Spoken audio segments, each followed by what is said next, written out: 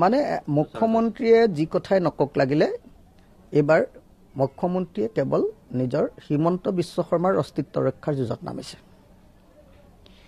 মুখ্যমন্ত্ৰীয়ে বুজি উঠিছে যে বিৰোধী একলগ হৈ গ'লে অসমত এবাৰ বিজেপিৰ আৰু হিমন্ত বিশ্ব শৰ্মাৰ সান্দহ খোৱা পালি তল যাব।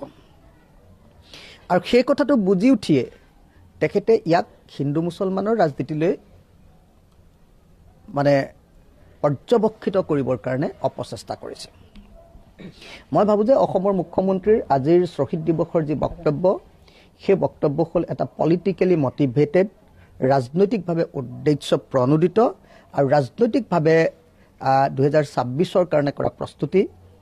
মুখ্যমন্ত্ৰীৰ এনেকুৱা বক্তব্যই শ্বহীদসকলৰ প্ৰতি অপমান কৰিছে আৰু শ্বহীদসকলক বা অসমৰ জাতীয় জীৱনৰ কাৰণে ত্যাগ স্বীকাৰ কৰা অসমৰ বীৰ শ্বহীদসকলৰ লৈ তেওঁ যে ব্যক্তিগত স্বাৰ্থ, RSS আৰু বিজেপিৰ আৰু হিমন্ত বিশ্ব শৰ্মাৰ যে সাম্প্ৰদায়িক ৰাজনীতিৰ স্বাৰ্থ পূৰণ কৰিব খুজিছে, এইটোকে আজি প্ৰমাণিত কৰিলে।